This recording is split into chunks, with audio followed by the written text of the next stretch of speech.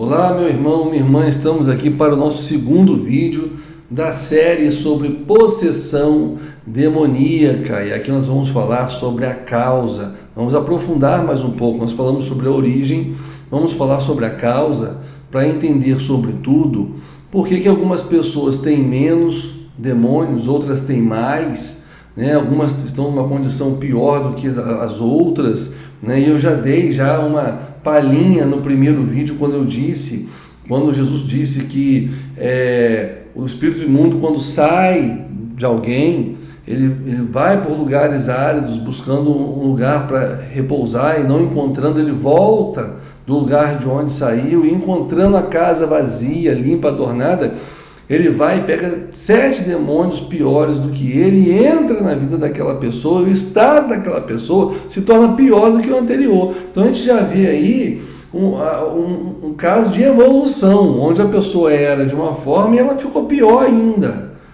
Por quê? Porque o inimigo, ele quer garantir que aquela pessoa ela não vá para o evangelho, que ela não se converta. Então, quanto maior a probabilidade de alguém se converter no evangelho, maior será a possessão demoníaca sobre aquela pessoa.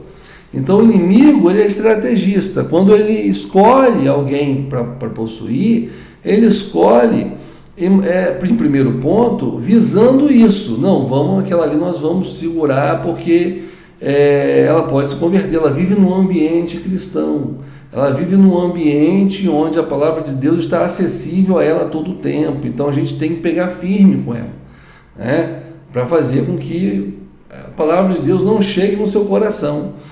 Então essa é uma das estratégias, tá? Uma outra coisa muito importante é a questão da graça de Deus. Por quê? Você tem que entender como funciona a graça de Deus. Quando nós nascemos, por que Satanás ele não mata a gente no ventre da nossa mãe? Se nós somos concebidos em iniquidade, em pecado, como disse Davi, somos pecadores desde o ventre da mãe, e já nascemos condenados ao inferno, e precisamos nos converter para sermos salvos. Por que o diabo já não destrói a gente no ventre da nossa mãe e acaba com isso? Porque Deus não permite. E por que Deus não permite? Por causa da graça dele. Por causa do favor imerecido dele, que é o que alguns vão chamar aí de graça comum. A Bíblia não tem essa expressão, mas ela é didática em alguns casos, como esse, por exemplo. Então a graça que todo mundo tem. A graça de Deus está disponível a todos. Agora, a graça salvífica, que também está disponível a todos, ela é usufruída por aqueles que negam suas vidas para viver para Jesus. Caso você não tome essa decisão, você não vai usufruir, mas a graça de Deus não se limita a isso. A graça de Deus é disponível a todos. Se você acordou hoje de manhã, e foi trabalhar, se você acordou vivo, foi a graça de Deus. Caso contrário, você já teria morrido dormindo aí, o diabo já teria levado a tua alma. É a graça de Deus, que está sobre tudo e sobre todos, ok? Então essa graça de Deus, que ela está disponível, ela protege as pessoas dessa possessão demoníaca, Quando Jesus morreu na cruz do Calvário, 7 espíritos saíram de Maria Madalena. Assim, do momento que ele foi crucificado e morreu, esses espíritos saíram. Por quê? Porque hoje a humanidade está debaixo do sacrifício de Cristo. Cristo é a autoridade, é o cabeça. Então, na verdade, tudo que o diabo faz, ele precisa de quê? De permissão de Deus. Deus tem que permitir. Lutero dizia que o diabo é um cachorrinho na coleira de Deus. E é mesmo. É mesmo. Mas à medida em que você se afasta da graça de Deus, ainda mais se for de forma consciente, optando em levar uma vida devassa, desregrada, ferindo a santidade de Deus, você está se colocando em uma situação de sujeição ao diabo e de rejeitar a proteção que a graça de Deus te dá. Então nós nascemos debaixo de uma proteção que é a graça de Deus, E à medida que você cresce obstinado no pecado e viver a sua vida longe de Deus, você vai se afastando dessa proteção, dessa graça. E à medida que você se afasta dessa proteção, é o que Paulo fala, não deis lugar ao diabo. Você vai dando lugar ao diabo e ele vai entrando na sua vida. É assim que funciona. É assim que funciona. Né? Então isso aí começa na infância. Paulo vai dizer que os pais devem santificar os seus filhos, caso contrário seriam imundos. Então essa coisa de que a criança está salva, essa é a primeira mentira que a gente tem que derrubar aqui. Caso contrário, Paulo não teria dito para santificar os filhos, e não diria que eles seriam imundos. Né? O que é imundos ali? É objeto de maldição. Então os pais devem santificar os filhos como? Preservando os filhos da maldade, da corrupção do mundo, até ele alcançar um estado de consciência em que ele possa tomar a decisão por Cristo ou não, aí é com ele. Mas até esse momento, os pais vão orar pelos filhos, vão educar os filhos e Deus não permitirá que o diabo toque nesses filhos. Agora, tem filhos endemoniados? Tem crianças endemoniadas? Tem, até na Bíblia. Quando Jesus desce do Monte da Transfiguração, os discípulos estão lá tentando expulsar quem? Um demônio que estava dentro de uma criança. E jogava a criança no fogo, na água, tentando matar a criança. Uma criança. Então criança também fica endemoniada. Já vi várias vezes. Então se a criança fica endemoniada, ela não vai para o inferno? Se ela morrer? Vai. Por quê? Cabe aos pais santificar os seus filhos. O que tem hoje de criança e adolescente possuído por demônios não está no gibi. Tendo comportamentos disfuncionais, e aí vai no médico, aí começa. Ah, tem TOD, tem esquizofrenia, tem não sei o que, tem não sei o que lá. Às vezes não. Às vezes realmente ele está possuído por um demônio. Não tem o controle das suas emoções, dos pensamentos, das suas ações. Precisa de libertação.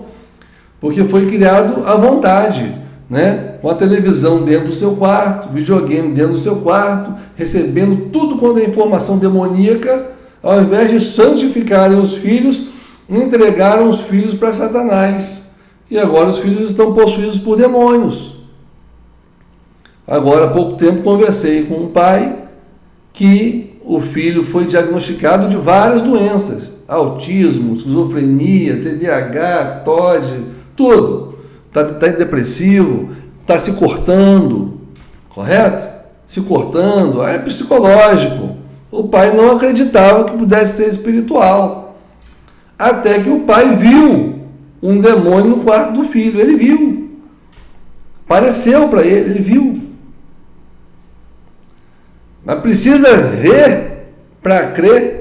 Será que não pode conhecer as Escrituras, buscar a palavra de Deus, sabedoria na palavra de Deus, para ter um mínimo de discernimento, para entender que essa criança não recebeu a santificação, que ela foi entregue a Satanás por meio da televisão, por meio do videogame, por meio das telas, e que agora está sofrendo possessão demoníaca? Eu preciso ter prova disso. Olha o caos que nós estamos vivendo em nossas famílias. Que loucura, os pais não sabem o que estão fazendo. Falta de discernimento. Eu estou falando de famílias cristãs. Cristãs que têm, ou dizem que têm, um mínimo de conhecimento de Bíblia, mas não têm discernimento espiritual, porque também são objetos de possessão demoníaca, os pais. Caso contrário, se os pais realmente tivessem o Espírito Santo dentro deles, guiando a mente e o coração deles, eles teriam santificado seus filhos, obviamente. Essa é uma das evidências de saber se os pais são crentes mesmo ou não. Se os pais são crentes e não santificam os filhos, esquece. Está vivendo uma mentira, está vivendo uma ilusão. Então, queridos, esse é o primeiro parâmetro. O segundo parâmetro, que é da graça de Deus. Outra coisa que a gente tem que entender é a questão da justiça de Deus. Como é que funciona isso no mundo espiritual? Lembra de Pedro, quando Jesus chega para Pedro, Pedro estava vacilando bastante, e aí Jesus fala para Pedro assim: Pedro, Satanás está me pedindo para te cirandar como trigo, para te moer. E aí o que Jesus vai dizer? E eu estou orando ao Pai, intercedendo junto ao Pai, para que a sua fé não desfaleça. Primeiro, por que Satanás está pedindo a Jesus? Porque tem que ter permissão, foi o que eu falei. Satanás não faz nada sem permissão. Mas quando é que Deus permite? Deus permite quando há um parâmetro de justiça. Ele não pode ser injusto consigo próprio, ele não pode desonrar o seu próprio nome. Ele não pode ser injusto. O pecado ele tem que ser punido. Isso a própria Bíblia, desde Gênesis e Apocalipse, você vê isso. O pecado ele precisa ser punido. E aí Satanás pega e fala, olha, o que está acontecendo aqui? Pedro está vacilando. Se ele está vacilando, eu tenho o direito de punir esse pecado. E Deus, na maior parte das vezes, permite que aquilo aconteça. Permite. Por que eu digo na maior parte das vezes e não todas as vezes? Porque quando Jesus morre na cruz, ele leva sobre si toda a nossa maldição. De forma que aqueles que estão em Cristo, já não há mais nenhuma condenação ou maldição que possa recair sobre ele. Porque o sangue de Cristo cobre ele. Então, a pessoa que tem o Espírito Santo de Deus, porque está em Cristo, quando ela peca, e o diabo chega diante de Deus e fala assim, ô Deus, pecou, eu quero punir. Aí Deus fala o que para Satanás? Satanás, o pecado dele já foi punido na cruz do Calvário, lá no meu filho Jesus. Então o meu filho Jesus já recebeu a punição por esse pecado. Então você não vai tocar nele não. Correto? Então o crente que tem o Espírito Santo de Deus, porque habita em Jesus, o diabo não lhe toca. Está lá, 1 João capítulo 5, verso 18, se eu não me engano. Que aquele que se sujeita a Deus e não peca, aquele que é nascido de Deus e não peca, nascido de Deus, não é crente não é ir à igreja não. Aquele que é nascido de Deus e não peca, o diabo não lhe toca. Então, estamos falando aqui do cristão nominal. Esse cristão nominal, ou a pessoa que não tem o Espírito Santo de Deus, ainda funciona no modelo retributivo da lei, onde a pessoa peca, como ela não tem o sangue de Jesus a seu favor, o diabo ele vai lá e fala, olha, eu vou punir, porque pecou e Deus às vezes permite, porque o pecado precisa ser punido. E aí a pessoa peca tanto, ela comete tanto pecado às vezes, tanta maldade, tanta iniquidade, que o diabo ela vai dando lugar para o diabo. E Deus permite, porque Deus é justo. O pecado precisa ser punido. Então veja que é um parâmetro de justiça. Deus acaba permitindo isso acontecer. Então muitas das vezes você vê a pessoa que é muito demoniada, porque ela realmente entregou a sua vida a Satanás.